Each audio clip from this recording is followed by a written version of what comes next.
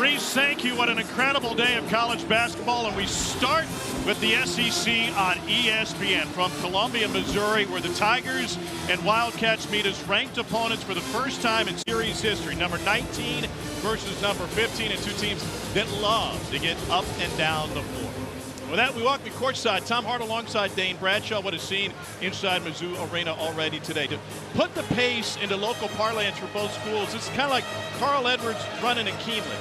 Both teams are going to go fast. We expect a lot of laps today. Yeah, neither is going to take their foot off the gas. Coach Gates told us that earlier today. These teams love to play with pace, space. They like to shoot the three, attack the rim. They don't slow down for anybody. This could be the highest scoring game in all of college basketball today.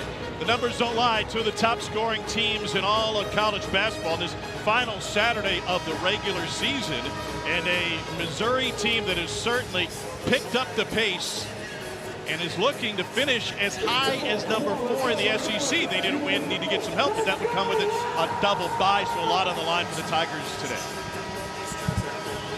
I think the key to trying to tame the Tigers is Kentucky's Lamont Butler. This guy is the head of the snake defensively. He's their veteran point guard. Now that he's starting to get the rust off of him after those injuries during conference play, he's the key for Kentucky.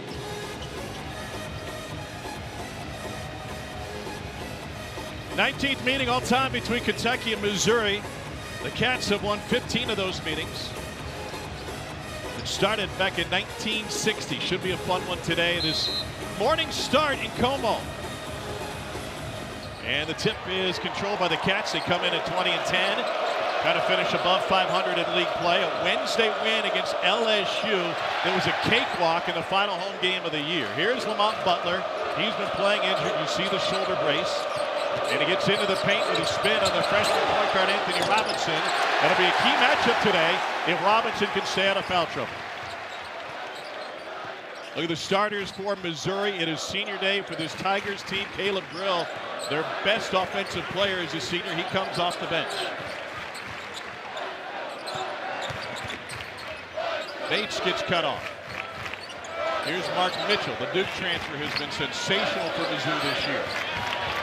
4 on the clock. He got deep, maybe too deep. And it's rebounded by Andrew Carr.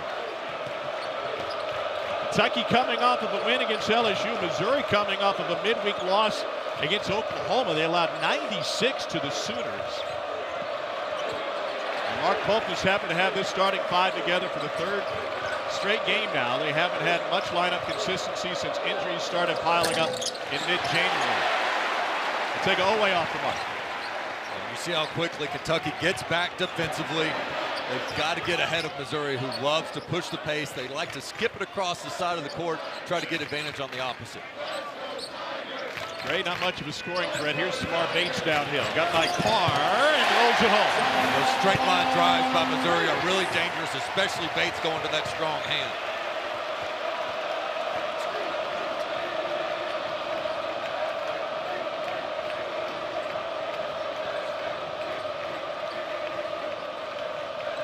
Carr's been bothered by a back injury a good chunk of the season. Seems like he is back full go. Here's Amari Williams out to Carr.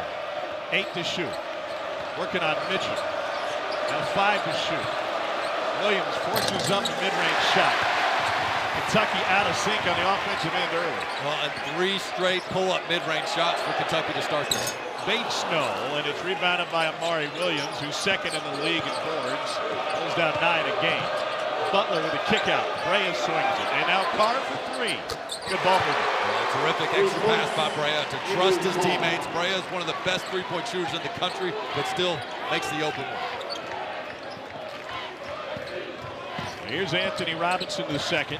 He's been shooting the ball well lately, but when he's in foul trouble, it usually leads to Missouri loss. Nice back cut. Finds his own miss. Gray can't squeeze the rebound. The loose ball is picked up by Mitchell. Shoved out to Perkins with bodies on the floor. The three's good. And Missouri's in front by 2.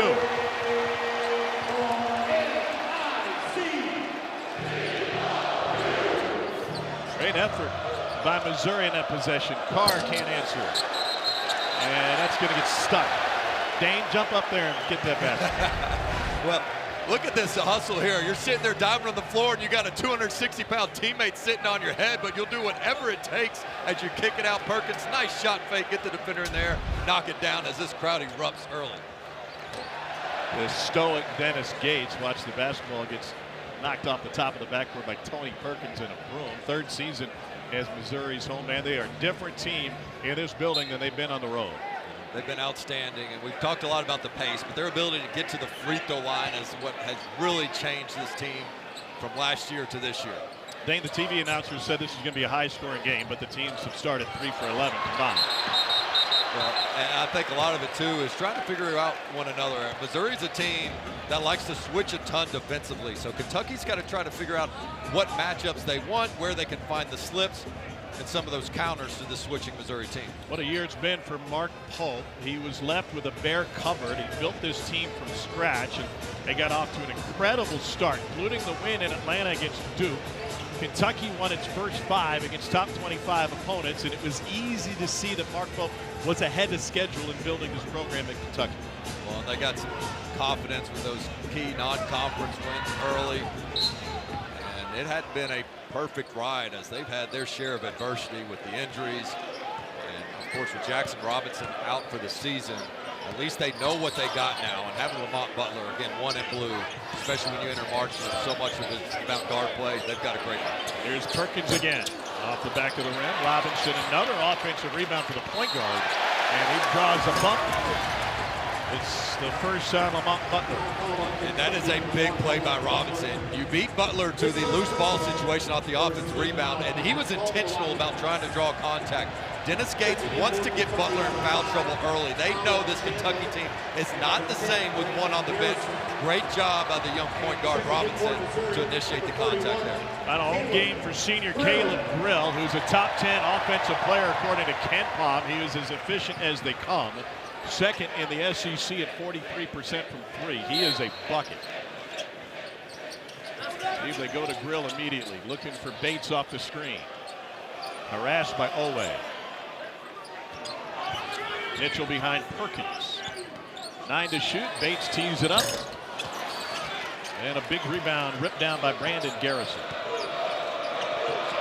Intercepted by Perkins as the Cats tried to push it. Tony Perkins, nobody stops the basketball, and he finishes with his left.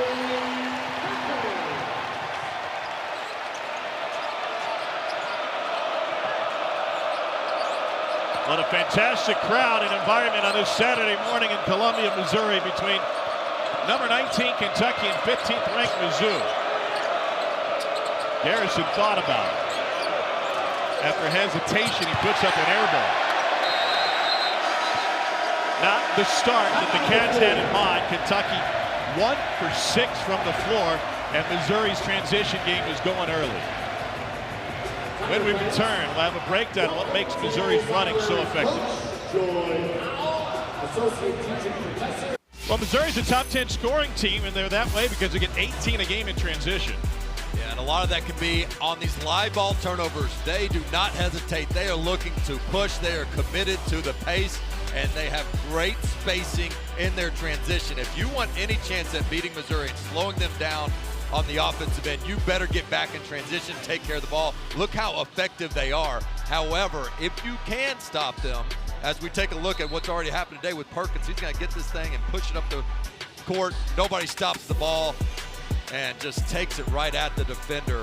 Again, they're getting to the free throw line extremely well. The transition's great, but take a look in their last 3 losses, just 8 transition points. Tamar Bates, one of the keys to that, he's got 25 transition points in those 3 wins, 0 in those losses. So that has to be a point of emphasis for Kentucky. They were talking to Dennis Gates about the keys for his team today after their morning shoot-around. Early start for this Mizzou team, by the way.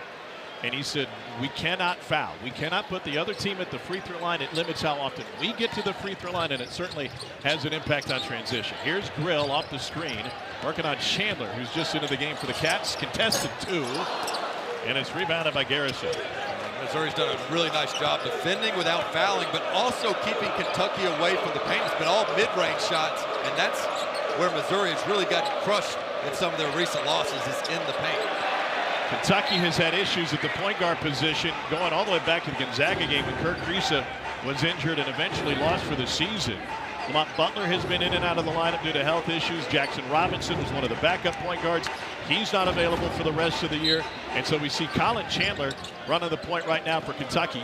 And that is less than ideal for this Cats team. And that's made it so hard for Kentucky to figure out what their rotations are, where the minutes are, what the best five is at what point in time during the game. Been a really big challenge for Coach Pope. Here's Garrison. Nearly walked with it. It's a shot clock violation. Kentucky, Dane, is third in the country in scoring. They don't look like that so far today. No, and I think Garrison's got to have better awareness. We've seen him take an early three that he airballed with 10 seconds still on the clock. That time the clock was going down, and I don't think he realized just how low the shot clock was. That's what happens when you have one of these big road environments. This team is well tested right now, playing a little bit rattled. Mark Mitchell gets into the paint and gets into Garrison to draw the whistle. And I think this also goes back to the situation with Kentucky. You don't have much depth, but I also don't think you want to just play Butler and Williams 38+ minutes. You've got to trust the rest of the crew to try to sustain, buy those guys a little bit of time, but you see this is a completely different team offensively and defensively. College basketball rivalry games highlight the rest of our schedule today, including Auburn playing host to number 7 Alabama as the Tigers come off their loss to Texas A&M. Then Arizona goes into Allen Fieldhouse to take on Kansas, and we finish with Duke, North Carolina, both Sonic blockbusters. Well, Duke and Carolina come in on 5-game winning streaks. Mitchell can't convert at the free throw line. Noah gives it up to Chandler.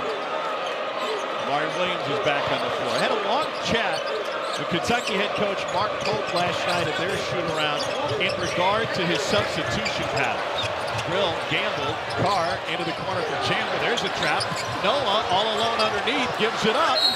And a hectic possession ends with a foul. But Mark Pope, when the season began, had a focus on keeping the freshest legs as possible in the game. He said, we've done studies ad nauseum about our guys and how long they can go. This guy can go 4 minutes in a row. This guy can go 6 minutes. He said Brandon Garrison is a guy who can go the longest, but it takes him a while to get ramped up. He said, but there's so many other factors that have come into play that while I focus on fatigue, then it's defensive assignment. And that's followed by matchup. And then that's followed by who you're on the floor with. He said it's kind of like keeping the plate spinning, 5 different plates spinning at the same time. Well, and that's where your staff really comes into play, because you're not only trying to manage your own minutes, you're looking at what the other team has in the game as well as they substitute. They might come in with a big lineup, or they might come in with a lineup with a guy that's not as good defensively that you want your best player attacking. So truly a chess match that you can come in the game with a plan, but you better be willing to adjust in game. It's the first point for Kentucky over a 3.5-minute span. Missouri had scored the previous 6. Carr gets a breather. Ainsley Almanor enters for the Cats for the first time.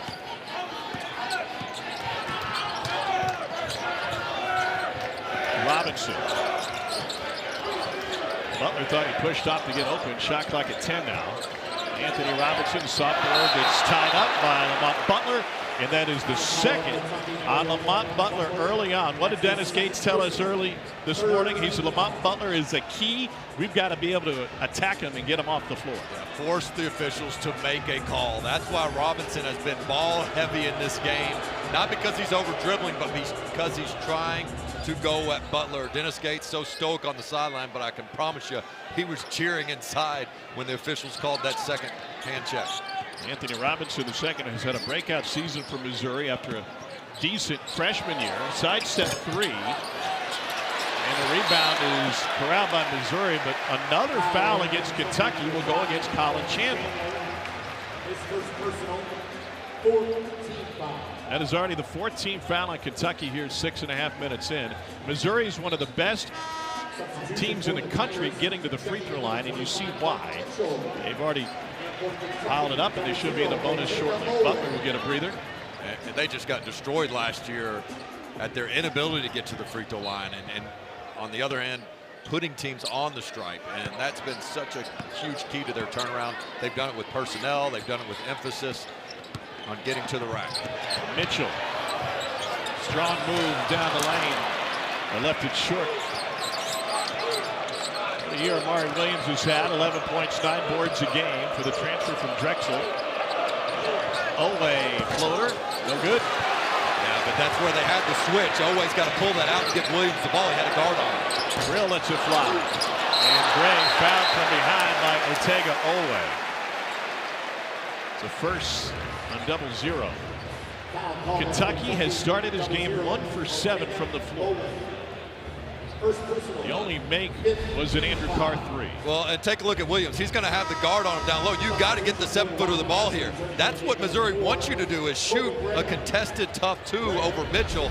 You got to be able to recognize when the switch happens, get it to your big man down low. That's all day on that block for the left hand. Williams. Brill takes a handoff, fires again. Go! Big break for Caleb Brill. When he gets going, he can start rolling. I watched him last night getting shots up. He made 17 straight threes from almost that same spot. I don't think any of them even hit the rim. He was injured last year. Missouri was 7-2 with Caleb Brill. The Tigers were 1-22 without him. Oweh beats him backdoor, but then Perkins bails him out. They say it's Kentucky basketball. That lone man helping is a key component of Missouri's defense. It is, especially with their switching. You got to be able to come over and try to stop that side here. They want that back line defender to help on those slips. Another Missouri takeaway. Robinson leading 4-on-2. Out to Grill. Great recovery by Kentucky. Noah was back in time, but it gets to the other side. That 3 is off. And I love what Missouri does there. They play zone on baseline out of bounds situations. And to me, I think more teams should do that. They're getting scored throughout college basketball. Those baseline out of bounds and zone typically takes that away. Missouri got a steal on the last one. It's a first on Anthony Robinson, who's been in foul trouble in 11 of Missouri's 30 games this season. Travis Perry enters. Trent Noah is on the floor right now.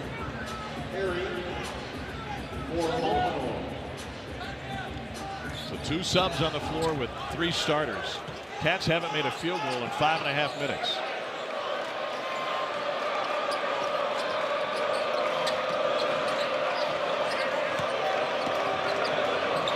I'd like to see if you could get Kobe Brea on some sort of dribble handoff, get your best 3-point shooter the ball. Kick out for Noah. Splash. 37% from 3. The Mountain Mamba gets his first jumper to go. I think playing in the center of their court there, again, through Williams, who has that great court vision, whether it's backdoor passes or the singles all now. Robinson bailed out by the block by Williams after he beat Noah. Now Noah again. And Amari Williams is there again. Another opportunity for Kentucky. Oweh, spin move. Williams battling as much as he can, but Brea pulled down that rebound. Mark Mitchell with the left hand falls off the rim, and it's out of bounds to Kentucky. Oh, this 2 high-scoring offenses, 2 of the top 3-point shooting teams in the SEC. No better flamethrower than Caleb Grill, but Kentucky with the answer as Noah knocks it down from deep.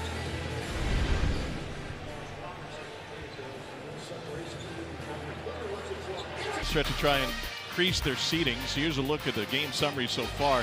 Kentucky hasn't made a 2 yet.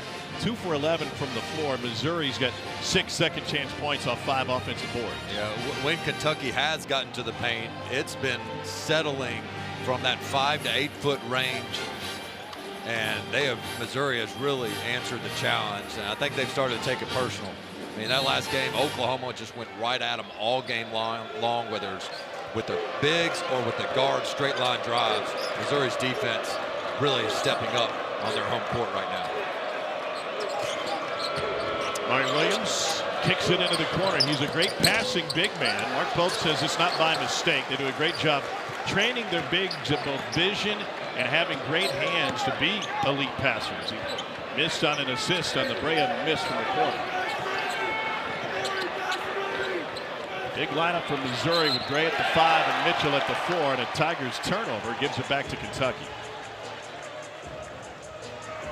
What are you seeing from Kentucky's offense here in the first 10 minutes? Well, settling for some really tough shots on the interior, of course. They've gotten late in the clock. I'm okay with that quick shot by Brea, though. I mean, you got to be catch and shoot ready. When you're that good of a three-point shooter, you're not going to have much time. Brea trying to go over Mitchell in the eye. And he's done that all season long. Sometimes he'll turn down the first cleaner look and then size up the defender and shoot the more challenged look and still gets the result Coach Pope wants in the end. Fourth in the country, 44% from deep. Kentucky now on a 6-0 run.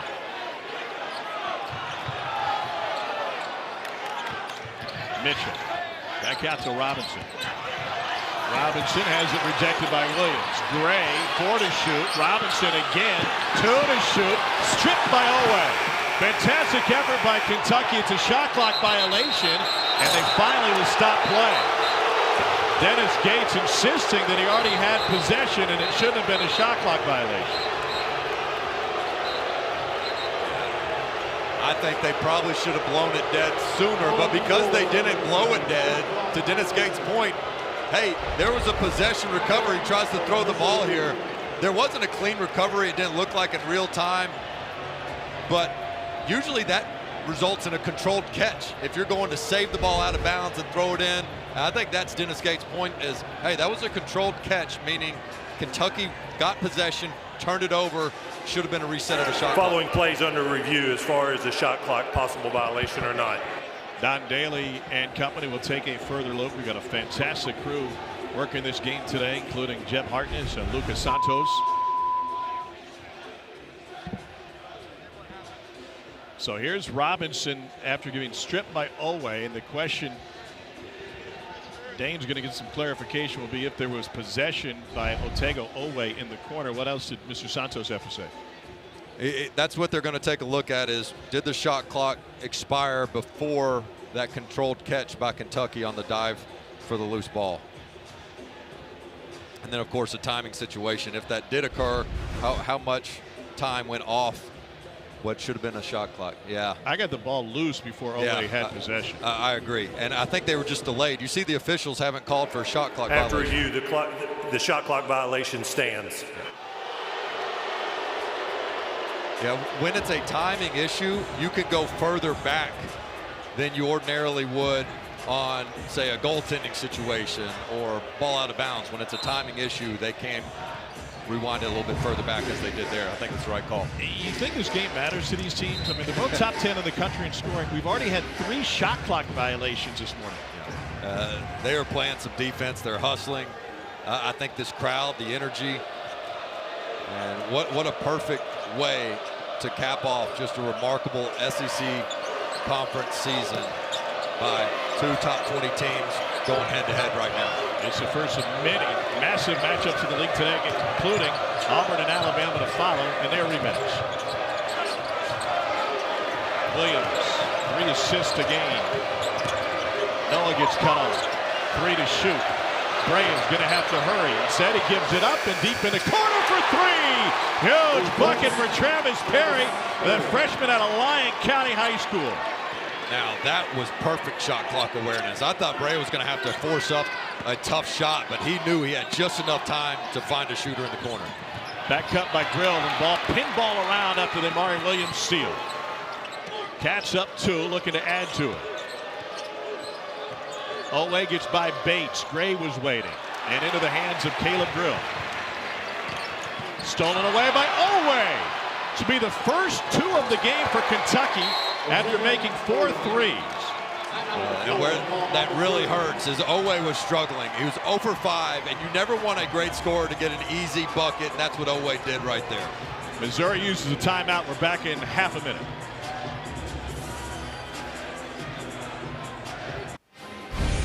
Cats are rolling now. 11-0 run for UK. And they've had it late in the shot clock, and we saw early in the game they weren't making great decisions late clock, but that was perfect there. And then Oweh just picks his pockets and says, cookies. Easy 2 for Oweh. Is that what he said, cookies? Probably. Yeah, I think you're right. Yeah. It was a slow start, and that's their first 2 that Kentucky has made. But 4 for 7 from deep, and now the Cats up 4 big ones. Kind of thought the first to 90 would win this game, but the pace certainly not living up to the resumes for each squad. Missouri's turned it over 4 times in the last 4 minutes, and now another whistle against Kentucky. And that'll be the second on Otega Oweh. Oweh's got 2, Butler has 2.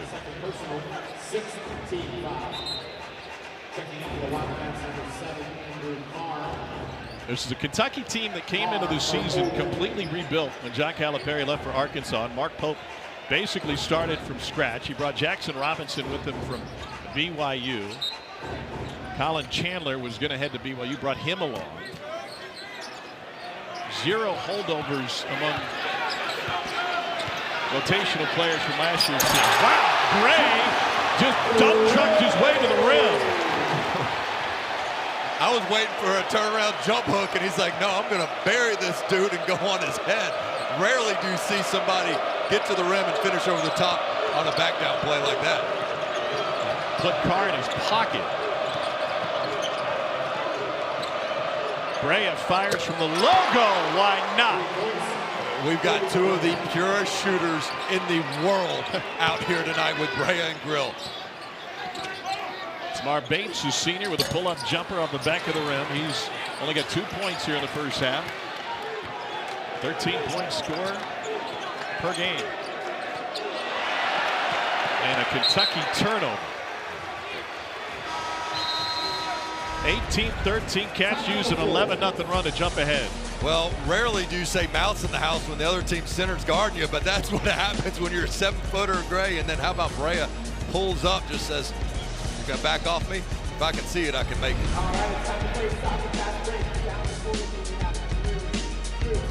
Other Prime Crew will be there with Shulman and Billis. Ravi and Jimmy have the other side of the bracket. Bubblicious games on Wednesday if it started today, and plenty of games everyone's playing today, so there'll be some shuffling. But Georgia and Texas will be important. Arkansas and Oklahoma doubly important. Yeah, the most relevant first round I think we've ever seen at the SEC tournament. As you mentioned, all these teams, so much on the line, and plenty of bubble teams where you feel like win, get in, and while it's a Perkins is right down the pipe.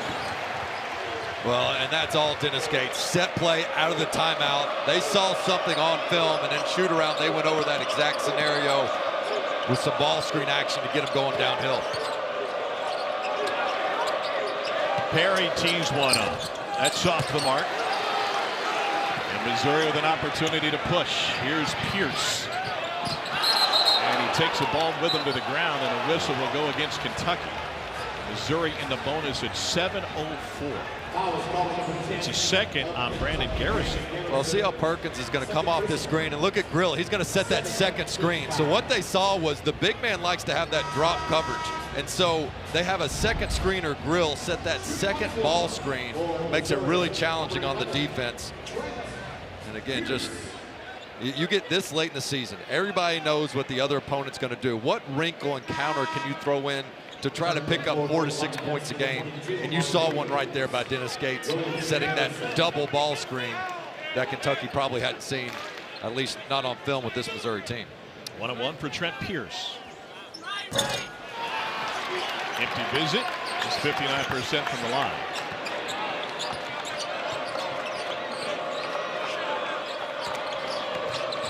Here's Amari Williams into Brea. Pierce was there to cut him off, and they get Pierce for the reach in. And if there's one thing you might consider doing, is just staying more glued to the perimeter players, because Amari Williams, as good of a passer as he is, like he's driving to pass, and when he's that far out, that's something Auburn did pretty effectively. Switched on the perimeter, and they basically said, look, Williams, you get all the shots you want. We'll let you play one-on-one. Just don't be a distributor as well. Missouri was zoned. They didn't recover in time, but Pats didn't find Travis Perry, who was wide open. Noah lobs it into Carr. Takes it up strong on Perkins. And a great job by Noah, again, recognizing where the switch and advantage was. No backside help. Good patience by Carr down low. Tony Perkins has 7 early for Missouri, including that tomahawk dunk. Here's Mitchell for 3. He don't hit many of them, but he hits big ones and a huge one to secure the win against Kansas back in December. Just 23% from 3.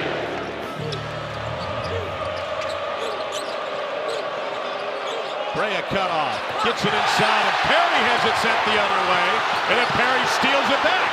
Williams point blank. Fantastic effort by Travis Perry. Like he was trying to beat the crowds into the Venture River Water Park outside of Edinburgh. 4-point Kentucky lead.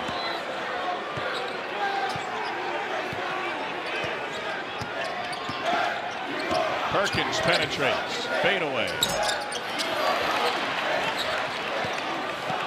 Kentucky shooting just 38% so far, but a 4-point catch lead. The ball movement and back cuts, the ball has not been sticking in the half court for Kentucky here in the last few possessions.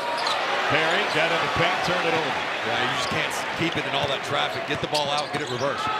Grill with a step on Carr, lost it on his way in, and then the whistle. And they'll get Andrew Carr for his first. It's a busy weekend for the Grill family. He was out getting up shots late last night. He said, I got a lot of basketball to watch. His dad and mom made the game today. His father, Chris, is the head coach at Mays High School in Wichita. There's his mom, Lena, alongside. Huge win for Mays. He upset Wichita Northwest in the Kansas playoffs last night, won by 9. So they will go to the 6A state playoffs in Kansas. They get the #1 seed, Shawnee Mission South. And his brother Kyle, who plays at Fort Hays State, is in action this afternoon in the MIAA tournament with a chance to maybe make the Division II national tournament.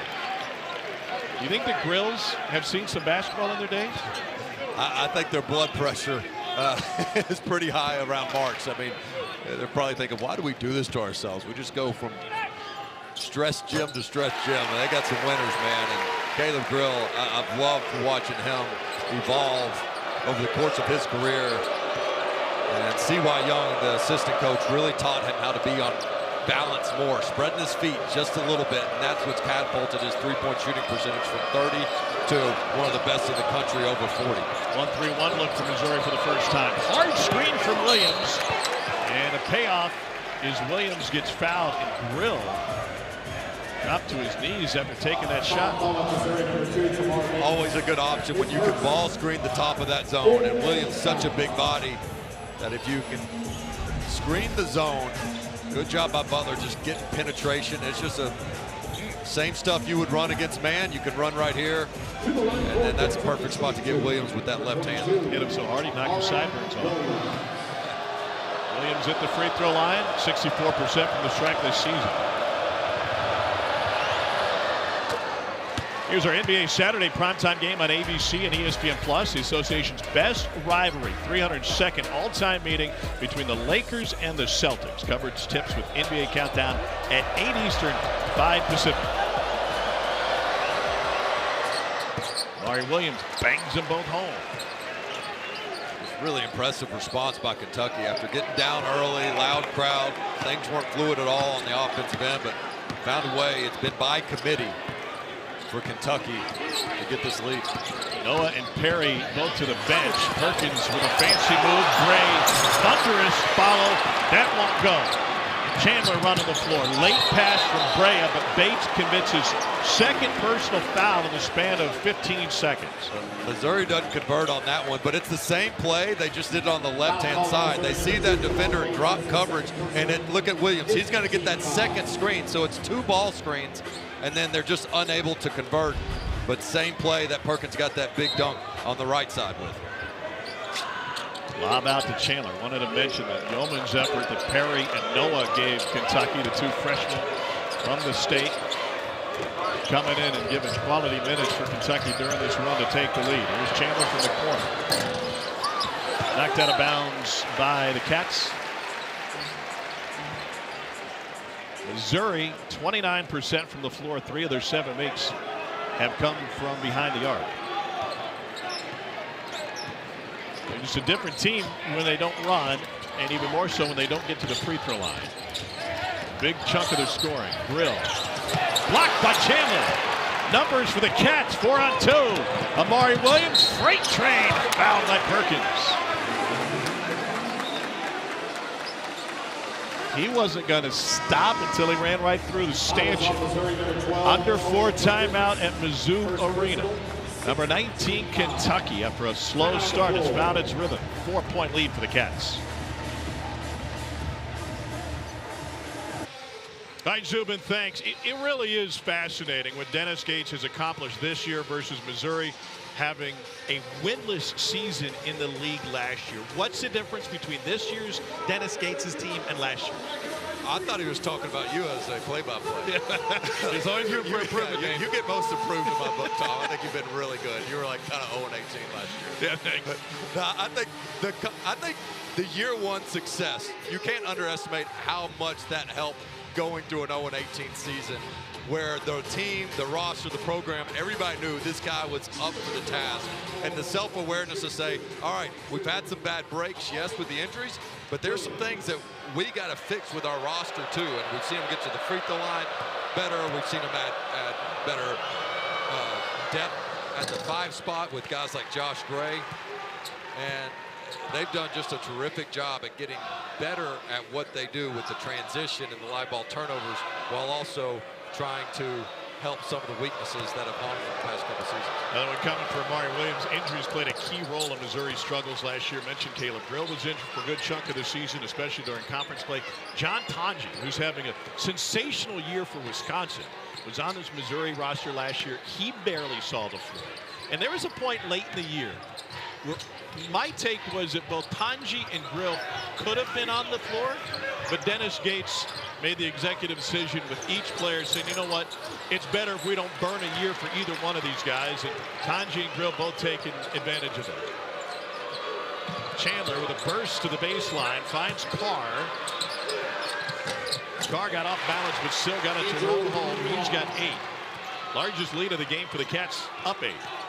That's a great drive by Chandler. Catches it on the go, attacks that closeout.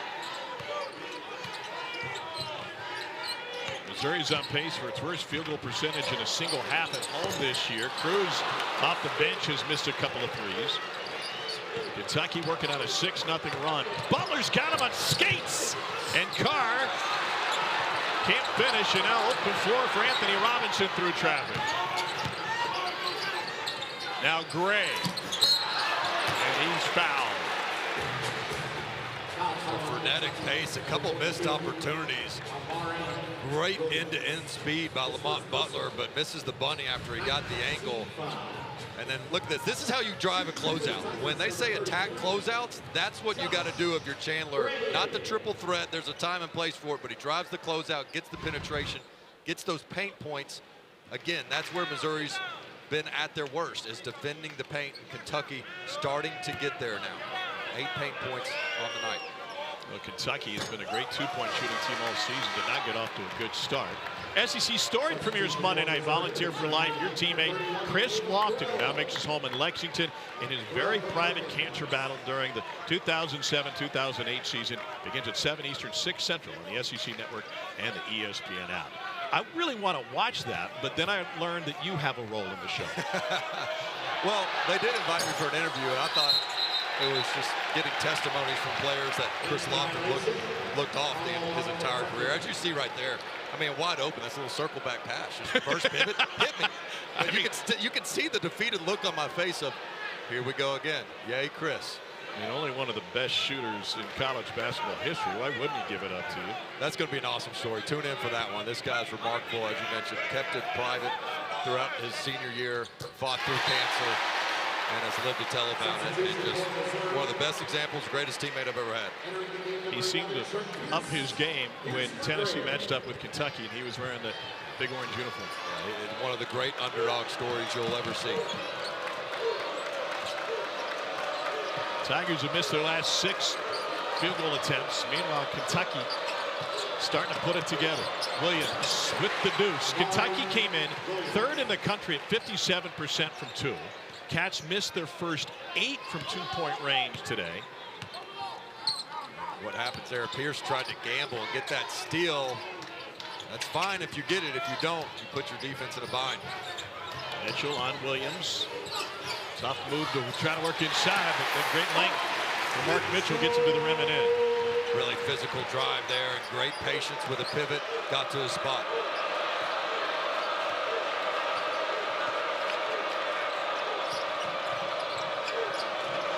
Under 2 to play in the first half. Brea circles it back out.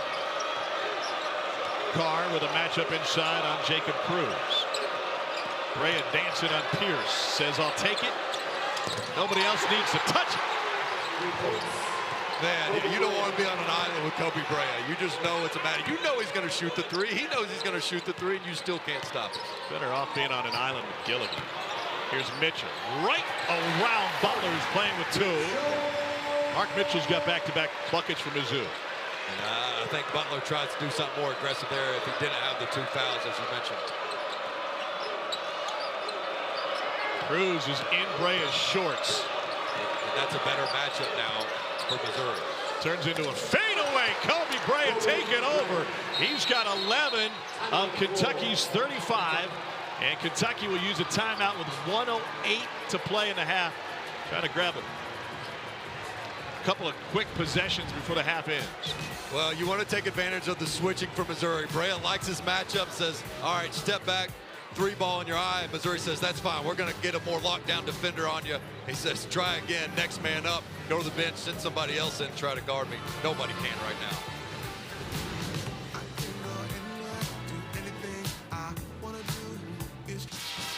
Kobe Brea is shooting lights out after a sluggish start for Kentucky. And I love his story of becoming such an incredible three-point shooter. Any hooper that's been to an outdoor court has seen and dreaded seeing one of those rims that's a double rim. When you see a double rim, you're like, I hate playing on these. This is the worst court you could ever ask for. Kobe Brea embraced it and said, I'm going to learn how to be a lights-out shooter by being consistent on a double rim. And that's what he did in his childhood. First reported by Chris Dortch with Blue Ribbon. Great story. So young guys, every time you see that double rim, think of Kobe Brea and figure out how to get it to go in. If you can make it on a double rim, you can make it anywhere. UK goes zone for the first time. Mitchell on Williams. That's a fun matchup, and Mitchell has gotten the better of him the last few trips. Really nice job by Mitchell. I think a lot of that is just trying to pick up a second foul on Williams, but managed to make the tough 2 regardless. Sluggish first half for Missouri, just 33%. A Kentucky push-off. That'll be charged to Carr. That's his second. So foul trouble in this first half. Butler, Oweh, Carr, and Garrison each have a pair. And that's what I like, trying to really be aggressive on the perimeter players. And you see how Kentucky loves to back cut as Missouri wants to run them off the three-point line. That's the right call. 9.5 second difference between the game clock and the shot clock. Williams takes a seat for 2, replaced by Garrison. Noah back on the floor for Kentucky as well. A rare Marcus Allen sighting, his first playing time today. Mitchell on Garrison. Mitchell leans in and gets it. Left hand, right hand, which way you want it. He's giving it either way. Shot clock off.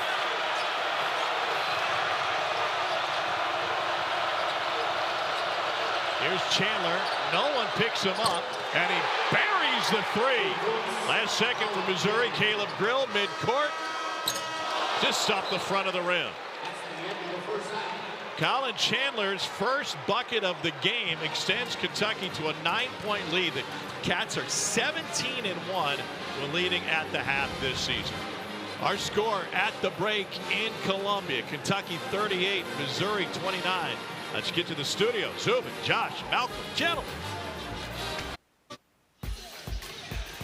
From Columbia, Missouri, you're watching the SEC on ESPN. What a matchup today between 2 high-scoring teams. Kentucky has been throwing them in from deep. 7 made threes for this Kentucky team, including Kobe Brea, who was unconscious for a minute there. Tom Hart alongside Dane Bradshaw. Slow start for Kentucky. They were pretty sloppy early on, but once they found their rhythm, it's a Kentucky team we've seen at its best. Yeah, I thought it was the role players that really stepped up that got the lid off the rim. They had been settling for some of those short mid-range shots, but the role players stepped up. Noah shot ready there on the 3, and then we saw Perry hit one as well, and then that led to Brea just catching fire, and it was just time after time. 7 of 12 from deep. When you see Chandler, as that crowd was getting into it, Missouri was starting to get some of that momentum heading to half. The silencer by Chandler, and then you see here that Missouri got off to that really nice start, but ultimately the 3-point shot from Kentucky, and of course, we'd be remiss if we didn't point out the fact that they have held Missouri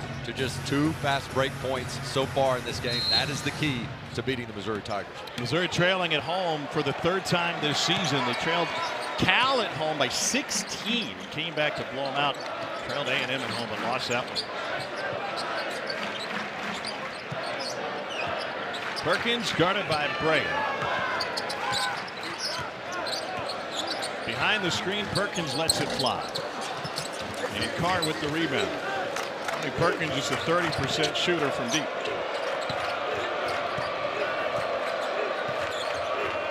Last 12 minutes, Kentucky really turned it up.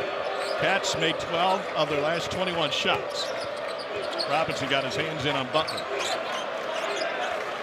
Kentucky not afraid to use some clock. Brea fires a 3.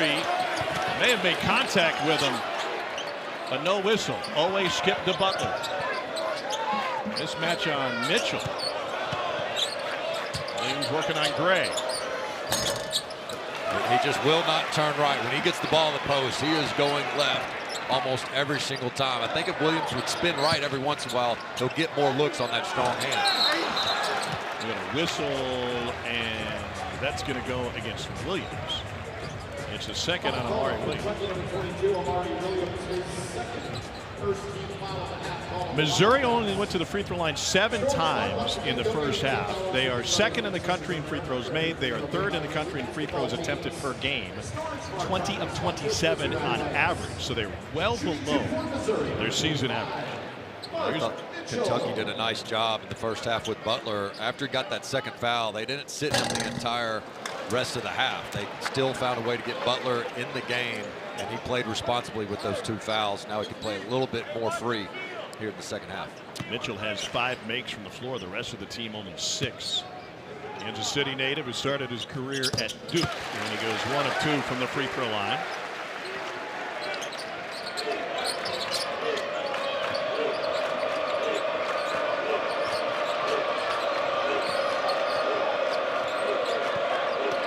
Williams to hand in the back from Gray. Into the corner for Oweh. Got it. I'll take Oweh's first triple of the game. He's coming off of a 24-point performance against LSU. Keep an eye out for him. Just 2 points in the first half, but his production just always seems to go up in the second half. The longer the game goes, the better he gets. Robinson can't shake Butler. Finds Perkins on the back cut. Carr with the rejection. 4 on 2 for Kentucky. Away we go. Blew the layup. After a make from deep, he was too close that time. See what he does here. Step through, off the window and in. Oweh gets the bucket, but Andrew Carr was everywhere on those past 2 possessions. Oweh got beat back door. Carr saves it with a block. Oweh blows the layup. Carr gets it back on the interception, kicks it ahead. Great plays by number 7. Good teammates clean up the other guy's mess, just like you did at halftime. Anthony Robinson, the second with his first bucket. They've got to get something out of him. 0 for 5 in that first half. Did a good job being physical with Butler, but he's got to get some production in the scoring column. Williams throws on the brakes. Here's Carr left open on the wing. Splash. Kentucky red hot coming out of the break. This is worrisome if you're Missouri, because not only are they red hot, but they look free flowing on that end of the court. Largest lead of the game for the Cats. Perkins out to Mitchell. Same spot he drilled. Seemed like a game winner against Kansas. Biggest win of the season for Missouri, at least at the time. Preseason number 1. 16 for Mitchell. I like the adjustment here. Show some zone. Make Kentucky think a little bit on this end. Oweh, back door, fouled by Gray.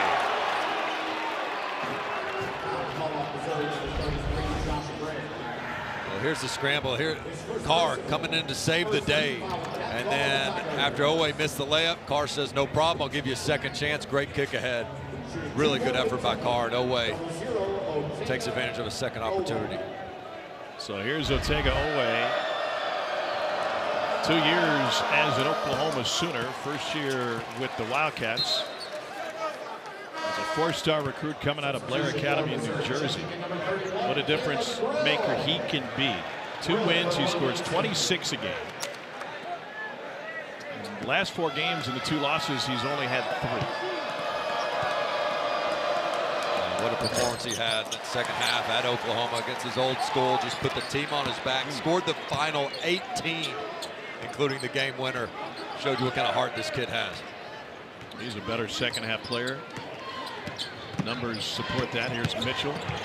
Got a half step on Williams. His weak hand. He says, why not use 2? And a flex after the jam for Mark Mitchell, who's got Mizzou on his back. Well, he has really done a nice job throwing his shoulder into the defender, getting where he wants.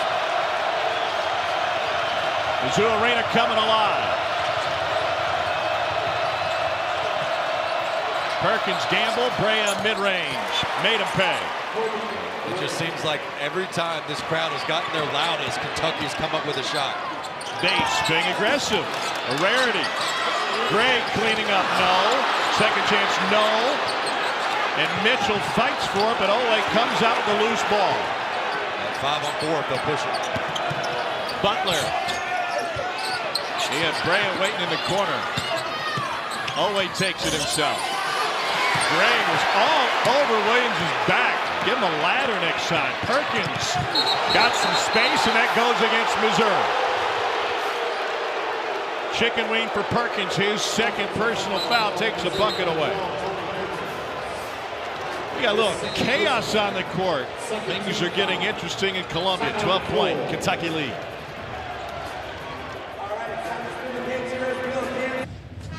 Miss Sucky Dad, that's a bad t-shirt. I mean, couldn't we have gone with Kenuri or Kenzu, but Miss Sucky? What? Let's think about it. Let's take a look at the All-State Tournament predictor. Let's turn our attention to numbers instead of letters now. Chance to receive the 1 seed in the NCAA tournament. I was talking with Bruce Pearl midweek after their game against A&M. He said, I really hope we can finish strong. Keep that 1 seed. I feel like the hay's in the barn. I mean, they've got a 6-stroke lead, and they're already in the clubhouse. But All-State Tournament predictor says 1% chance at a 1 seed. And Florida playing great lately, climbing up that ladder. Yeah, and Florida trying to avoid what happened to Tennessee. They got that huge win, as Tennessee did, and then Tennessee lost to Ole Miss. The Gators host Ole Miss.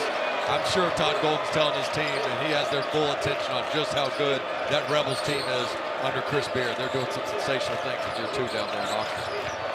More Sonic blockbusters to go today, including the Iron Bowl of basketball in the jungle, and then we finish on Tobacco Road with Carolina Duke. Perkins gets whistled for his foul. That's his 3rd. The Indianapolis native who started his college career in Iowa.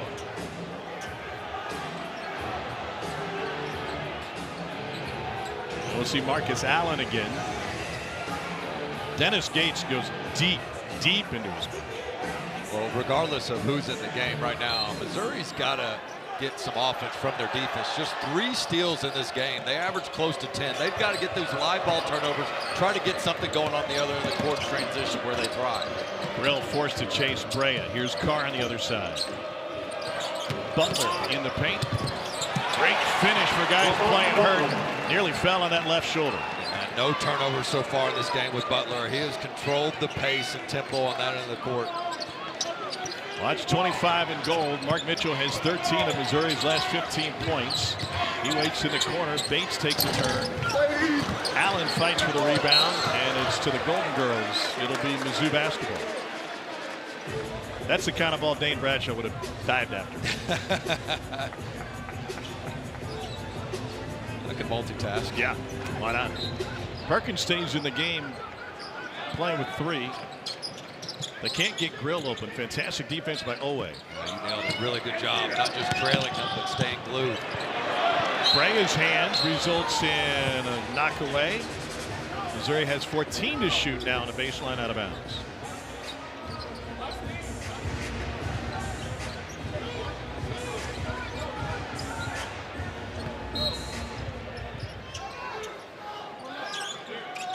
Mitchell will take it into the backcourt.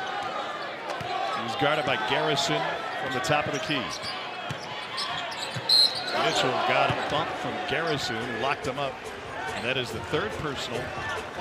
The 6'10" sophomore. Well, and Mitchell's been terrific in this. He's got 18 points on 7-11, and so many of those have been tough twos.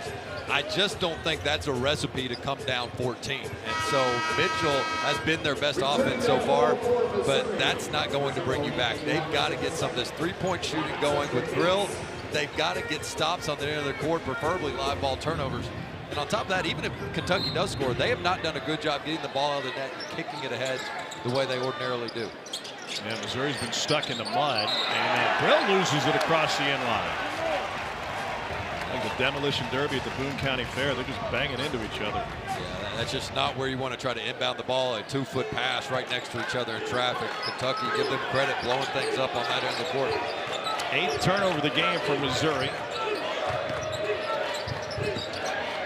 Grill's been working his tail off in the defensive end, trying to keep up with Oweh and company. Here's Butler on Allen. Got him in the air. And then Allen rips it away from Carr. Second chance foul. And Carr going to the free throw line. Carr has remained so active in this game on both ends of the courts. And the stats will show if you can end your possession on a cut, your points per possession are going to go up. And as Butler got stuck there, everybody else is standing except Carr. And he makes a cut, bails out his teammate, and gets rewarded for it. And so the team dad, Andrew Carr, has another free throw coming his way. He's a grad student, started his career at Delaware, then played at Wake Forest for a couple of seasons.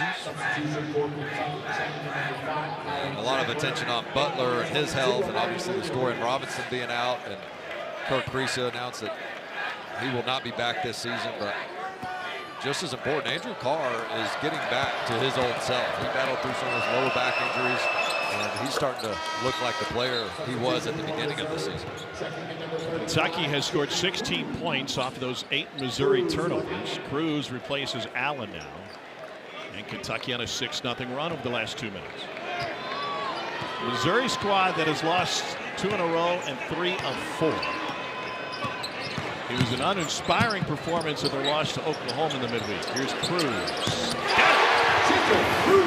First bucket for Jacob Cruz, who takes 70% of his shots from 3.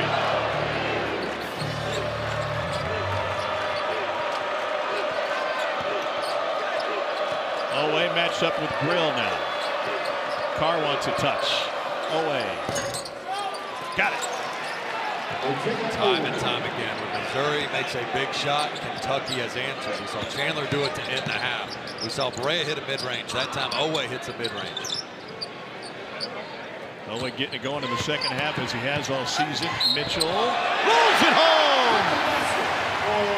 Third on Amari Williams, and Martin Mitchell with a chance for a 3-point play. This is his 3rd consecutive 18-point game, longest streak of his career. Well, he has clearly been their best offense, and he has made tough shots look easy in this game. 8 of 12, and I can just about guarantee you all of those have been contested shots at the rim.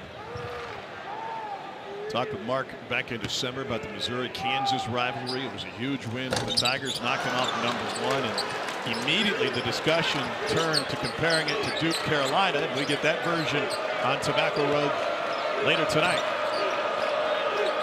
And his takeaway, as somebody who played in both, was just the excellence of Duke and Carolina year in, year out. Make that an incredible rivalry a step ahead. Here's Cruz again. And Brea bumped him. I like the drive by Cruz, but I want to continue to get this ball to Mitchell, especially after Williams just picked up that 3rd foul. So he's going to be playing a little bit hesitant and go at him the same way you have all game long. So you mentioned the fact that it's not as efficient trading 2s and 2s or 2s for 3s. At what point does Mitchell now gets a breather? Just going to ask, at what point does Missouri's post play open up some of the perimeter? Might be forced to go to the perimeter here. I think the bigger thing is you just have been unable to get stops. Second half, Kentucky shooting nearly 50%. And they just got to follow up a score with a stop and try to cut in this lead. Perkins has Brea on his backside. Drills the mid-range.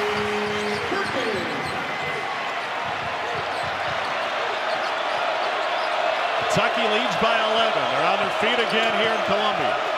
Mari Williams fouled, and he's going to the line. Williams would gingerly make his way to the stripe. He was holding his left side. Foul charge that Aiden Shaw just entered the game. Yeah, what a luxury it is for Mark Pope to be able to hit your 7-foot point center outside the three-point line and trust him to barrel in there out of control. And I think, 2 years ago, before the block charge rule came into effect, guys are standing there trying to take that to chest, get a cheap foul. But now you see guys jumping more vertically, advantage to the offense. UFC 313 is tonight in Vegas, highlighted by the light heavyweight title fight and Justin Gaethje's return to the octagon. Prelims begin at 8 Eastern, 5 Pacific on ESPN News and ESPN Plus in English and Spanish.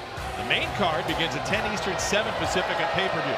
To buy the main card, go to espnplus.com/PPV.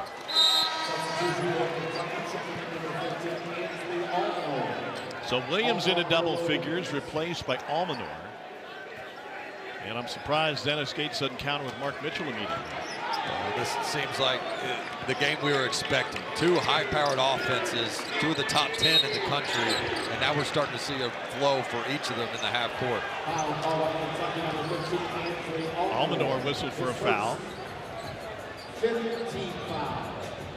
And Missouri 2 away from the bonus with 12:21 to play in regulation. Kentucky has smothered every baseline out of bounds play that's been drawn up for Missouri's shooters. Tigers just lob it in. They'll set up the offense with Anthony Robinson the second. Robinson working on Butler, reach in, steal by Brea. Butler ahead. Chandler running the floor, converts. Missouri wanted to get something better, and so anytime you're just going to do an ISO and go on Butler, good luck. I mean, that's not a guy you're going to blow by and try to isolate. Cruz on Carr. Beautiful move to get Carr in the air. First two for Jacob Cruz. Missouri has now made 4 in a row. Butler left Robinson behind. Again, it's Chandler. 3 from the corner. And now Missouri will try to run on the make. Ahead to Cruz. This is the pace we expected from Missouri on makes or misses. Cruz has 7, and we got a timeout on the floor. Number 19, Kentucky leading 15th ranked Missouri 62-48. Back to Columbia in a moment.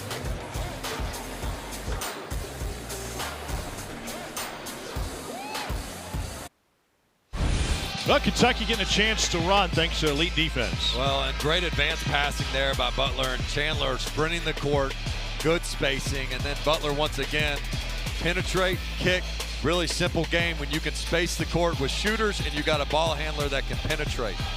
And let's review this season for Kentucky. Mark Pope took the job on Masters Sunday. He sold out Rupp Arena, immediately injected new life into this program. The win against Duke in Atlanta was huge. Went to Gonzaga, got another one, and then injuries really took their toll on this team, along with the toughest conference we've seen in college basketball. Highlights including sweeping Tennessee, 2 of their 9 quad 1 wins. It seemed like every time they got adversity, they responded, and they would lose a game or so that you shake your head out a little bit if you're a Kentucky fan, and then they would respond with a huge win, the likes of sweeping Tennessee, as you saw. And I've been so impressed by what Coach Pope has been able to do in year 1. Butler trap, gives it up. Almanor off of Cruz's knee. That'll be a Missouri kick.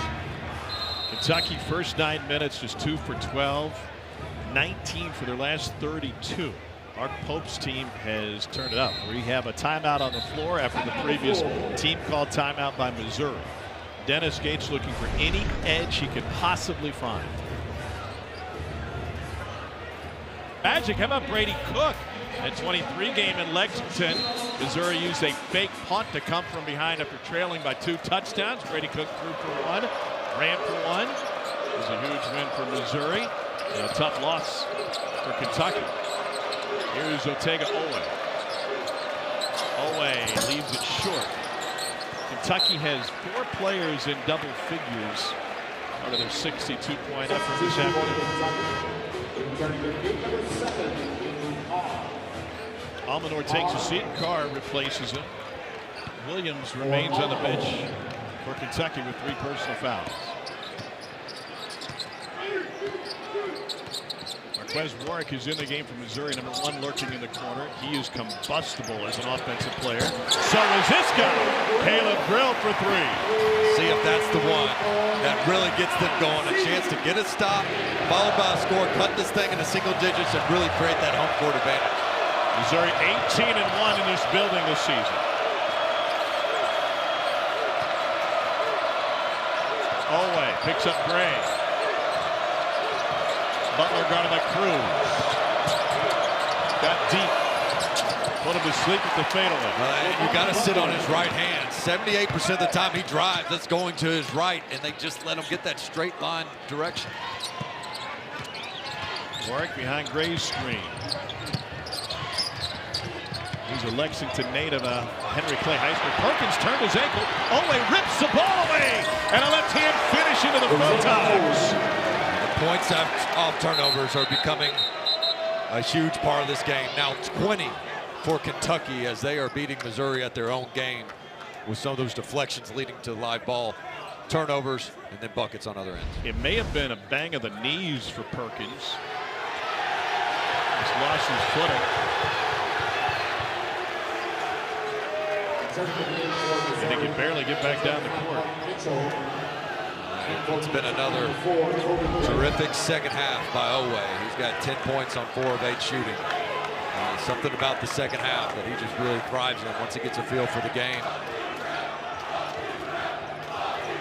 And so Perkins helped to the bench. Dennis Gates came out to have a staring contest with Jeff Harkness underneath the basket as Perkins was being tended to. Chris Perrin is the athletic trainer for Missouri.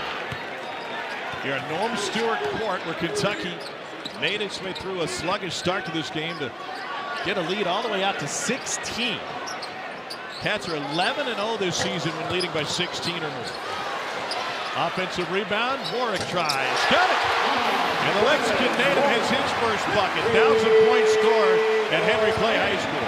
We've said a lot about the inability for Missouri to get stops, but if Kentucky could string together some, this would be a 20-point game, blowout city. But Missouri continues to make timely buckets on that end of the court, that time off the offensive rebound. And they just beat them with the 50-50 ball. That's a big top 3 to get them in it, but they just are not going to win a shootout. Again, can they turn Kentucky over? Only 6 turnovers on the day for Kentucky, in large part thanks to Butler leading the show here. Teams are scorching hot. They combined to make 11 of their last 13. Carr looking over the top of Grill. Nobody's open. 10 to shoot. Carr trying to drive on Grill. 7 to shoot. Here's Oweh. 4 to shoot.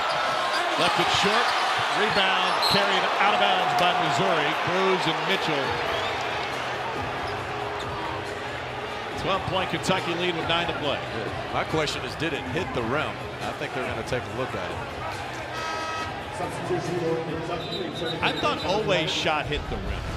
I think that's what they're talking about, though. Was it all backboard or rim? Yeah, I think it grazed the bottom of the rim. Reset to 20.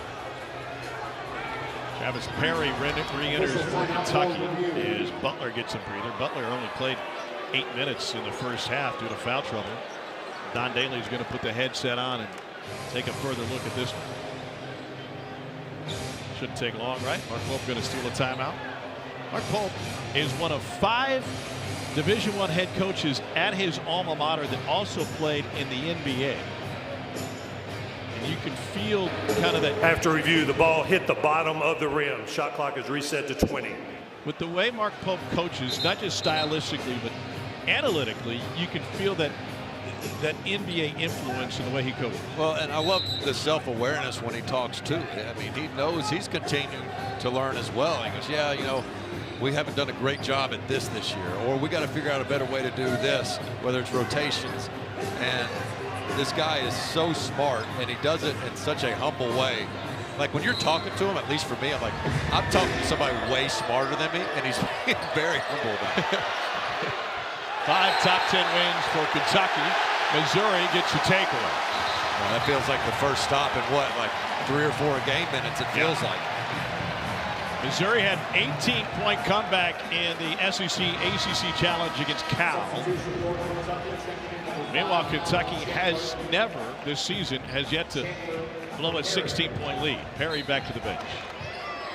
And Colin Chandler replaces him. Chandler coming off a season high 18 minutes in a game against LSU, playing with a lot of confidence. Missouri gets it to Mitchell. Drill off the screen. No Butler, no Williams for Kentucky. If you're going to make the push, right now is a terrific opportunity for Missouri. And scores on the floor with Warwick, Drill, and Mitchell. Warwick now has Carr on him. Wants to drive in the big guy. Got him moving, but had nowhere to go. Nearly walked with it. Two to shoot. Back to the corner. And a three-ball from Marquez Warwick. First time Missouri's been within single digits since a minute and a half in.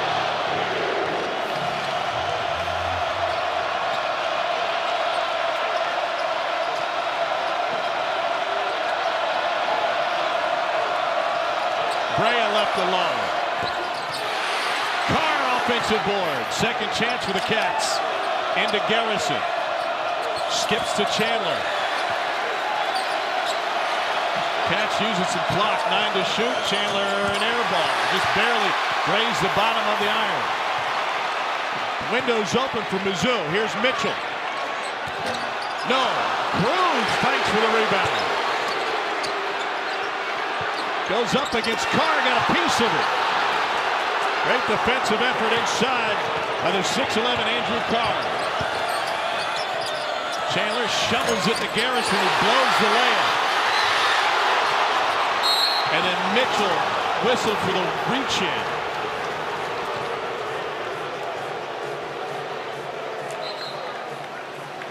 Missouri's been unable to turn the lights out on Kentucky or vice versa. The Cats' lead has been whittled to 9. 7:23 to play in Columbia. Their season game, Missouri and Kentucky, in a series that has been dominated by the Wildcats. And second half today, both teams have turned it up, including Mizzou going 5 of 8 from deep. But the 5 turnovers have just crushed it. Missouri has gotten themselves back in this, not just with their offense, but 4 straight stops. Garrison leaves it short.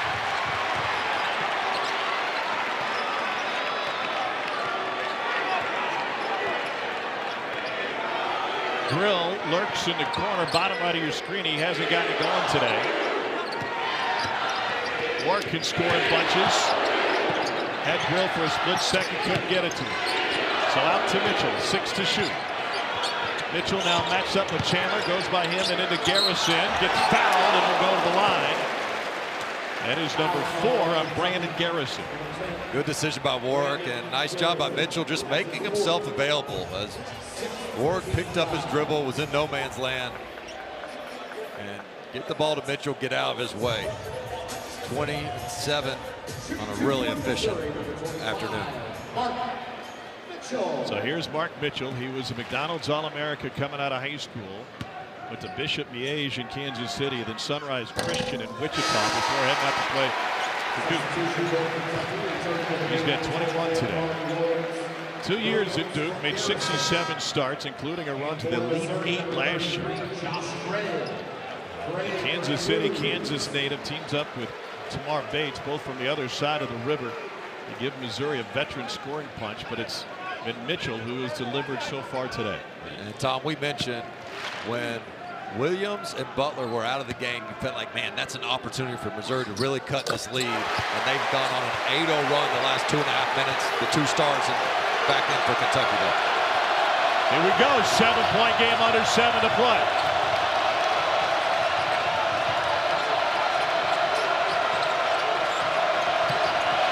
Poked away by Gray into the backcourt with 15 to shoot. Butler will set it up. 10 on the clock. Shakes Drill. Stolen away. Warwick goes behind the back. Working on Brea. The step through. Good. Marquez Warwick has 8 in the second half. Missouri within 5. Timeout, Kentucky. And Mizzou Arena is about to burst into seams.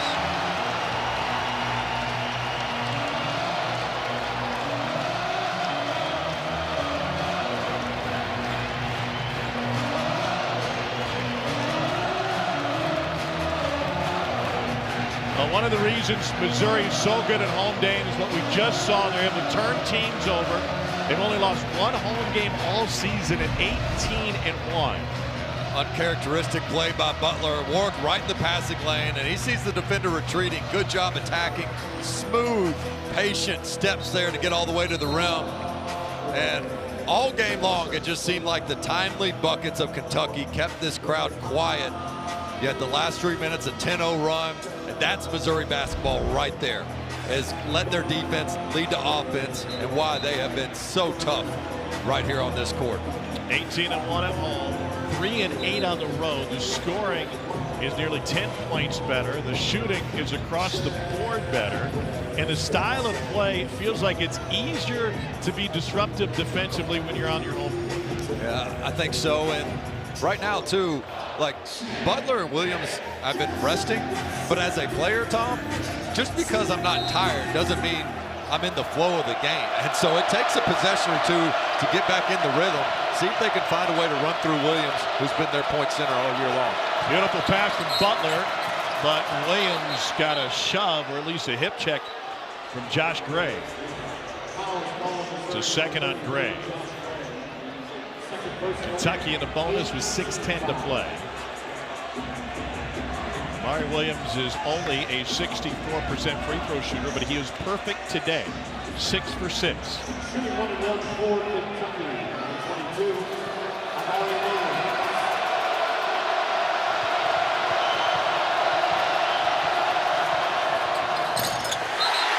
Lane violation. Right? Oh. And so a second chance for Williams. Samar Bates snuck in. I mean, gosh, you got a chance to secure that rebound, get another stop. You don't want to give Williams a second chance despite his free throw percentage. Another chance to stare down the antlers.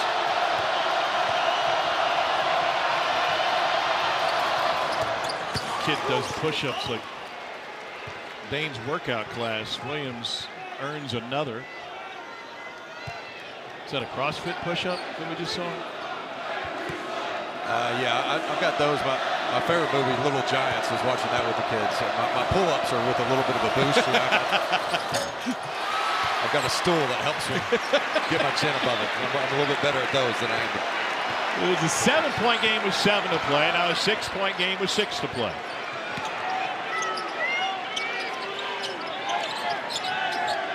Kentucky has shut down Caleb Grill today. Into Gray. Bad footwork got stuck underneath and a Missouri turnover.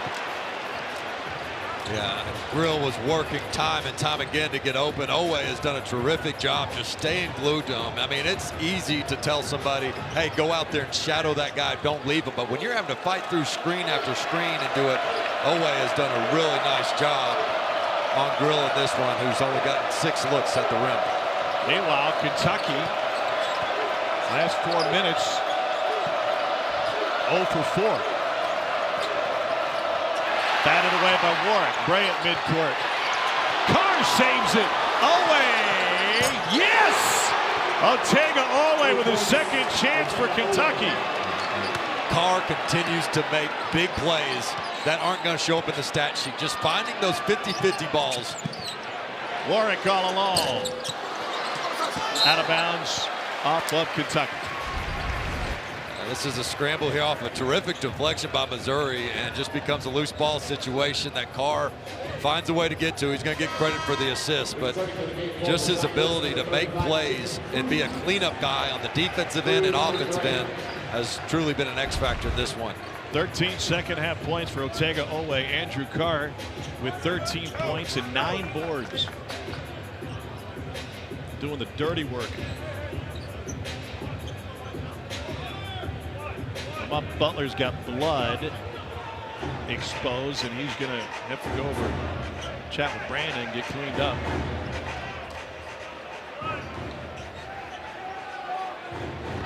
And so Mark Pope will steal a timeout. That was with Dennis Gates.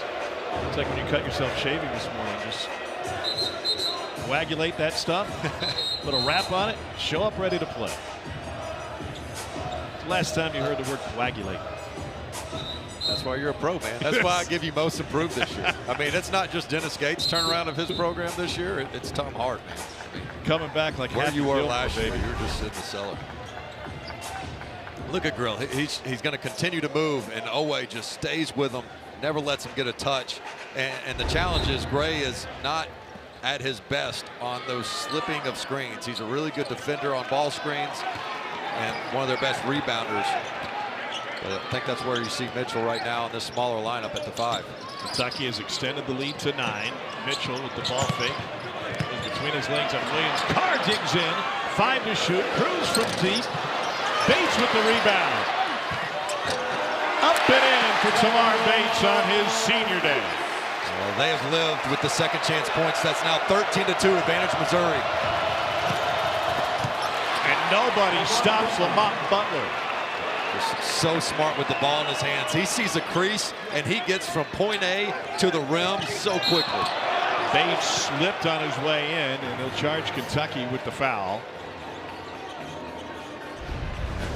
Look how quickly Butler gets to the rim. 2 dribbles, 1, 2. You know, we always talk about playing off 2 feet, and there's a time and place for it. But when you have the advantage and the defender behind you and they're late to rotate, really nice job by Butler going off that 1 foot as fast as he can to the rim.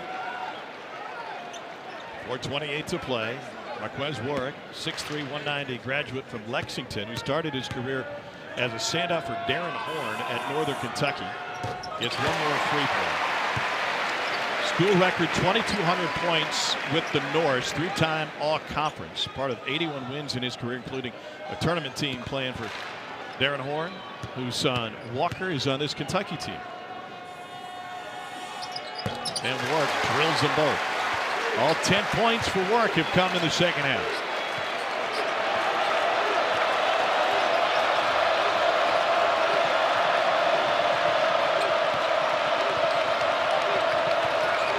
Butler picked up by Mitchell. He loves this matchup. Goes on to breaks. 12 on the shot clock. A timeout taken by Lamont Butler with nowhere to go on the offensive end.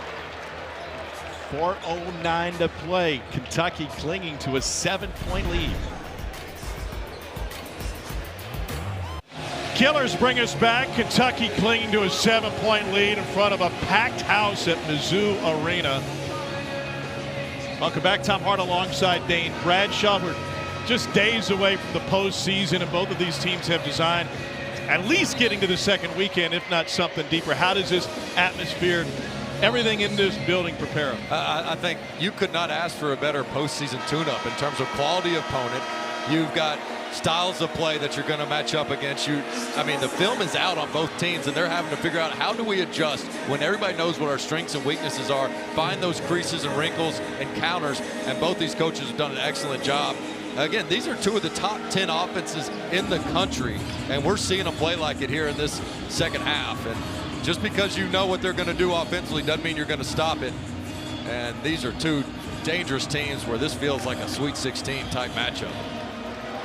By the way, if 14 SEC teams get in, the committee's going to have its hands full spreading them out. Missouri steal by Grill. Here's Bates, and a blocking foul puts Tamar Bates at the free throw line. That is the 4th on Lamont Butler, and that is a big concern for Kentucky if Mizzou could mount a comeback. That is worst case scenario out of a timeout.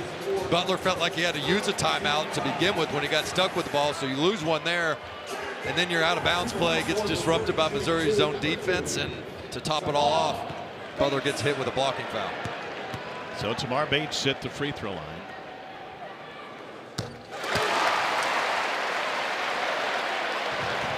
One more coming for Bates, 6-year player who was a Jordan Brand All-Star in 21, coming out of Piper High School in Kansas City, originally committed to Texas, ended up at Indiana. He committed to Shaka Smart at Texas. That's how long ago Tamar Bates came out of school. Leads down to 5 with 4 to play.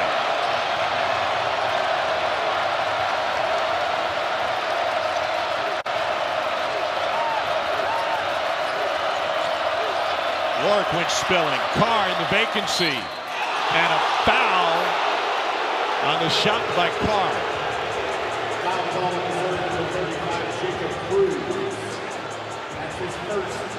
They get Cruz for his first.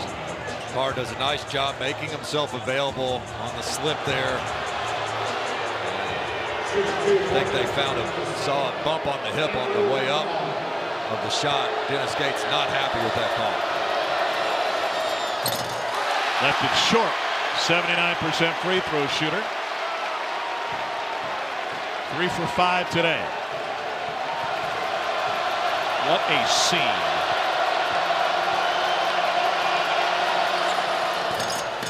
One of 2. Now 14 for Carr. Second most behind Oweh's 15 on this Kentucky side. Grill has just been harassed by Oweh all day. Cruz takes it into his hands. Carr with another block. What an effort on both ends for Andrew Carr today. Well, and the last 2 times Cruz is pump faked in there, Carr has not gone for it. Remember early in the game, he got him on the up and under. It hasn't happened again. Here's Oweh in the paint. Carr, follow jam! He's been the best player in the game on both ends of the court. He just has done all the little things and the big plays. Timeout, Missouri. Kentucky has extended the lead to 8 now with 3:15 to play. Dennis Gates wanted a whistle on this end. He's complaining about both ends. He is fired up. Missouri's gone to this smaller lineup with Mitchell at the 5, and that makes them vulnerable on the glass on the other end. First we'll see Carr again. You got to stay disciplined here. Cruz likes to pump fake when he gets in there, stay solid. And they're going to push it. And then of course Carr right here, just too easy. And again, big Josh Gray, 7-footers on the bench as they do a little bit of offense-defense situation and what they think is the best lineup to try to win this game. Does Missouri, but you're slim down low. And Andrew Carr and Amari Williams are a handful to keep off the glass if you're playing with a small lineup. 3:15 to play. Andrew Carr's got his 3rd double-double of the season. 16 points, 11 boards. He also has a couple of assists and those blocks that you mentioned. This is a Kentucky team that's not loaded with one-and-dones. It doesn't have a bevy of McDonald's All-Americas on it. It is a very proud group of hard workers that collectively probably plays above its talent more than any Kentucky team in recent history. Oweh gets caught with a hold. It's his 3rd. They are the epitome of team, are the Kentucky Wildcats. They'll have to stay that way for the next few minutes because the job is not done. And great job by Grill staying after and drawing that foul. If you can't get open, get yourself to the free throw line. He does with the off-ball foul. Grill clanks the first of a 1-on-1. You ever find it hard to play on senior day? The emotions and expectations maybe get overwhelming? Maybe a little bit early, but at this point I don't think anybody's thinking about it. They're trying to figure out a way to win the game as opposed to this could be my last few minutes. And a foul away from the ball. It's going to go against Cruz, I believe. He's got his hands full trying to match up with a 7-footer Amari Williams. Cruz goes 6'8", 210. Williams 7 feet 262. And he'll go back to the free throw line. And as good as Kentucky is from 3 and their fast-paced offense, they get 38 points per game in the paint. That's 2nd best in the SEC. And so, again, you see them when it comes to crunch time, ball screen action, try to get their bigs the ball in the paint. So another one coming for Williams. And Amari Williams got up to a great start at the free throw line. He made his first 6 today. And now he's 8 of 10. And it's one of those things where Missouri's going with the scouting report, trying to slow this game down and stop the clock. And Amari Williams just made him pay. Well, I think that's why you see Josh Gray coming in. They went with that small lineup for a bit. But right now, Gray's going to have an impact on this game merely by making them be one and done on this end of the court and then be a big-time screener for Grill. Grill coming around the screen. Oweh chasing. Go Big Blue, chance ring out Columbia. Mitchell no. Carr the rebound. And into a Lovely couple in Kentucky blue from St. Louis before the game. Here's Oweh with the reverse, and he's fouled. And they said, we can't afford tickets at Rupp Arena. We can only catch him on the road. Blue gets in. It's the third on Josh Gray. There's a lot of blue in the building. Do you think there might be some blue in Nashville next week? Yeah, I would imagine so. That's Kentucky's spring break right there, and who can blame them? I mean, it's going to be the most anticipated SEC tournament in my lifetime.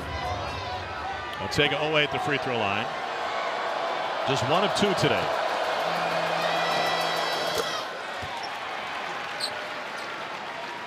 Second half, Oweh has scored 14 of his 16. That is in line with his average. His shooting percentage jumps by 11 points in the second half versus the first half. On average, he goes from 6 points in the first half to 10 in the second. The mental toughness that takes when you can feel like it's not your night, but then suck it up, keep playing. And he has had some memorable second halves for Kentucky. Not better than that Oklahoma game. 2.5 minutes without a bucket for Mizzou. Warwick. Brea there to clean it up. Very nearly 3 seconds. Drill behind the back. Gray fouled, and he's going to the line. Good job by Gray, keeping that alive. That's what you're in there for, to limit possessions for the opponent and gain extra for your team. And Grill with just a beautiful dime. Gray, not known for having the best hands, but collects it there, gets himself to the free throw line. They're going to need the big fella to step up here. 53% shooter.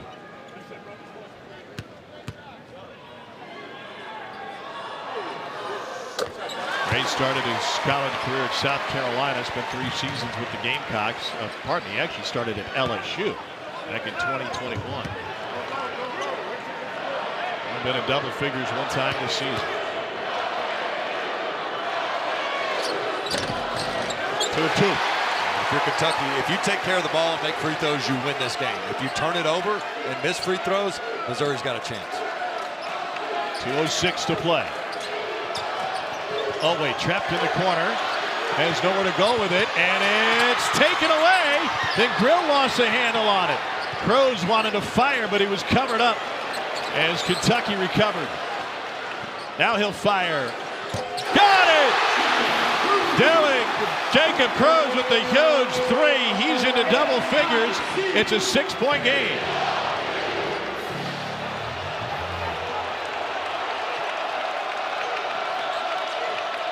Now Butler spins out of the trap, and they'll get one of the 2 Tigers in the vicinity.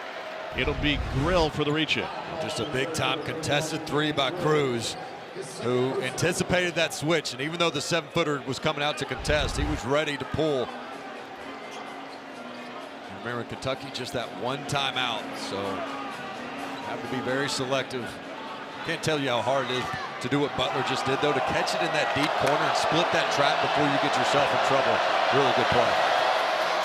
Cats 9 of 14 from the free throw line in the second half today.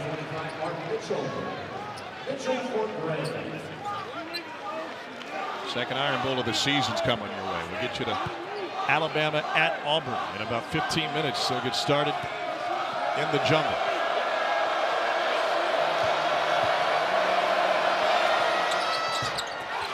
Butler bangs them both. The lead back to 8. Bates wants to set a screen for Warwick. And Warwick lets it fly. And Missouri may be out of bullets. Butler ahead to Oweh. All alone. Brea. 2-hand jam for Kobe Brea. Lead to 10. Tigers have 1:10 to try and make some magic. Oweh trying to snuff it out. He's got the rebound, and Kentucky will be going back to the free throw line. Just really nice discipline by Kentucky. We saw them turn it over once a couple possessions ago, but since then they have handled this pressure with terrific passing. Good finish by Brea, and they're trying to close this one out. A tough road environment, senior night, a ton of emotion, great crowd. this could be just another chapter and such a remarkable first year under Coach Pope. Another one coming for Oweh. This win will guarantee Kentucky finishing above 500 in the SEC. Oweh 1 of 2. Down 11 with a minute to play. Cruz into Carr. Step through off the window. Jacob Cruz has a dozen. Grill fouls Oweh immediately, stops the clock with 55 seconds left. There's a third on Caleb Grill. And now for today's player of the game, brought to you by Voya. Andrew Carr, 16 points, 12 boards, and so many other elements that don't reach the box score. I mean, he made everybody around him better. I referenced this before. He was a cleanup guy on the defensive end at times. He was a cleanup guy on the offensive end. And he just kept coming with it. 33 minutes as Butler had some foul trouble. Williams had the foul trouble. Andrew Carr was that constant for Kentucky. And it's just good to see him back feeling close to 100%. This is a Kentucky team that's just been really battling the injury bug. But Andrew Carr, if he's looking like this, and Lamont Butler is starting to get back somewhere near it. Look, 80% of Lamont Butler's better than 0%. Warwick for 3.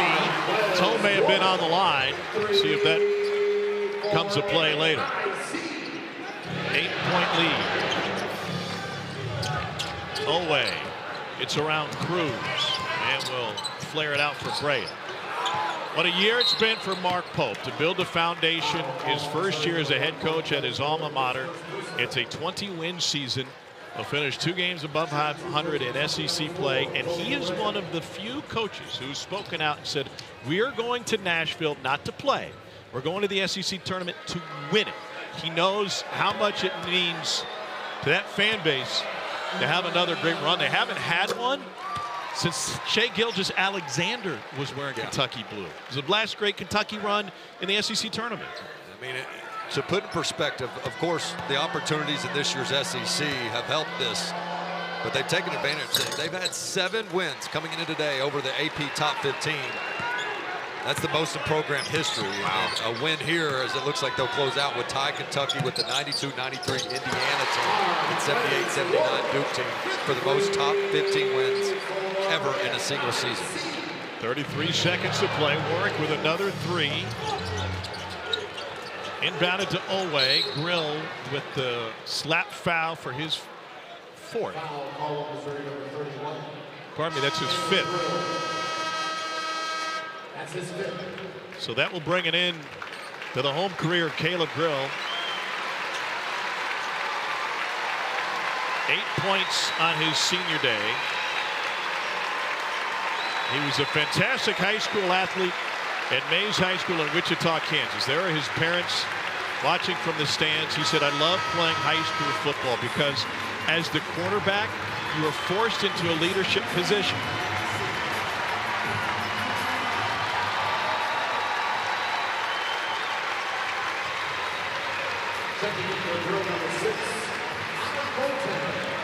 I asked Caleb as he was getting shots up last night, how do you reflect on what was such an up and down college career? A couple of stints at Iowa State, briefly at UNLV, then a second chance with Missouri. He said, I didn't always make the right decisions. It wasn't always perfect, but I wouldn't have done it any other way. That guy has as much respect as any player in the SEC does. Tough as nails, has gotten better every single year. So coachable. You see the emotion by the parents because they have witnessed and seen the hard work he's had throughout his entire life. And the story is not over. While they might not go out with a bang like they wanted to on their home court, this is a Missouri team that has everything to play for from this point on. It looked like a Kentucky throwaway, but the officials say it will be Kentucky basketball that was tipped by Mizzou. Could go to the monitor, but won't. From the mat. Deep in the corner, Brea, awkward inbounds, gets it to Carr, saves the day once again. Williams gets hammered by Boateng. And that'll put Amari Williams at the free throw line. The foul was on the floor. You mentioned Carr. I'm not trying to overstate it, but that is such a tough bounce pass in traffic when you're getting denied. I believe it was Brea taking it out, puts it on the money, but Kentucky has not been very open against this press break. They've just had to go meet that pass with two hands, old school style, against a Missouri team that's trying to jump passing lanes. Well, Carr, 16 points, and he has gotten it done at both ends of the floor. Well, I think he's also a guy that when you sit there in your late game situation, you're like, all right, where can we get a bucket? You've got Brea curling outside for threes. You can work through Amari Williams. Butler's terrific in the pick and roll game. But then you got Carr, who can just be a Swiss Army knife. And just catching that ball again in traffic, under control for your big man, that's not easy to do. And when they've got him out there, along with Williams, despite the size, you feel like you've got the IQ of 5 point guards on the court, and that's just invaluable. Missouri was playing for a chance to, with some upsets, lock down the 4 seed in a double bye in the SEC tournament.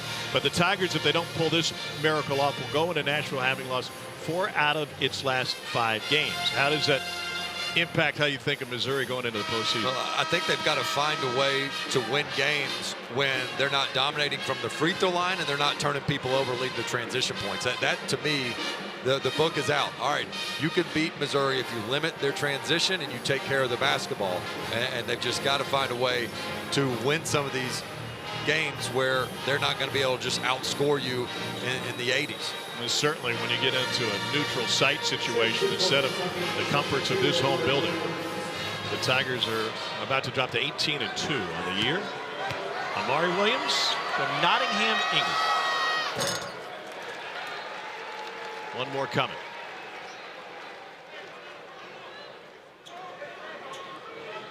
Plays with Sasha Kalea-Jones on the English national team. He broke the Kentucky assist record for a 7-footer this season, and he nails 2 late. It'll be the 5th 90-point game for Kentucky in conference play this year.